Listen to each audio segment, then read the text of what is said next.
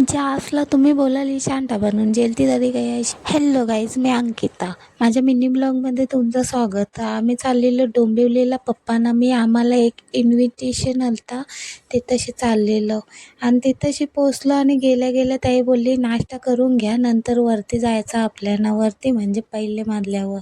मग तयाशी वरती गेलो तर हॉल बघा किती मोठा होता. मग तिथं गेलो तर लगेच डॉक्टर आलं, मग त्यांचं भाषण चालू झालं. जिनके साथ हम लोग सब हमारे मेडिकल इंपॉर्टेंट प्रोजेक्ट्स कर रहे हैं। आश्रय ट्रस्ट, आश्रय चैरिटेबल ट्रस्ट, उसके फाउंडर डॉक्टर अरुण पाटील, मित्रांनो आणि त्यांच्या माता भगिनींनो, माझे हे सगळे माझे स्नेही आहेत, सर्व नातेवाईक आहेत. मी त्यांना म्हणतो कारण मी जे काही आज तिथून ते इथपर्यंत पोहोचलोय त्याचं मेन कारण तेच आहे की तुमच्या दोघांमधला दुवा म्हणून मी आज इथे या साईडला बसलेलो आहे. मी तिथेच बरोबर आहे. सांगायची गोष्ट म्हणजे मी माझी मुलगी वाढल्यापासून बरेच वर्ष म्हणजे की 9 वर्ष मी प्रयत्न करतोय सातत्याने की डोंबिवलीत एक डे केअर सेंटर व्हावं. आयाशी सगळा त्यांचा जलताना आम्हाला लाईनीत बसवला सगळ्यांना आणि आम्हाला शांताची टोपी दिली. ते मी तर लय हसत होतो ती टोपी घालता मी का घातली नाही. बघा कशी दिसता मी, बघा कमेंट करून सांगा.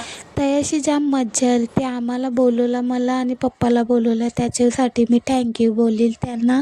आणि त्यांच्या घरा निघलो आणि त्याही बॅग पण दिली. त्या बॅग पण भारी होती. नंतर लगेच जेवायला घेतला. लगेच भूक लागलेली.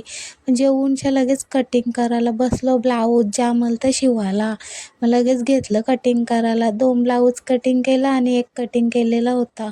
आणि बरं आता करायचं तर बोललं वहिनीची साडी आले तर घेतली तिला फॉल फिटिंग लावायला लगेच. त्या झाला ना मम्मी सांगून ती भाजी बनवून ठेव, मेल्या कांद्याने लरवला मला इकडं बघा. मग त्याला लगेच तेलां करलेलं टकला ना त्याला मीठ लावून लगेच हालत पण टकली ना मीठ पण टकला. सगळा टाकून ज्या तुम्हाला जमल तसा, तुम्हाला पटते तसा म्हणजे मीठ चवीनुसार. त्याच्यानंतर इकडं उकरलेली भाजी मीनी मुल्याची तो कैक नाही उकरीत, कैक उकरून ठेवलेली आणि इथं वाटण टाकला शेंगदाणे ना मिरचीचा.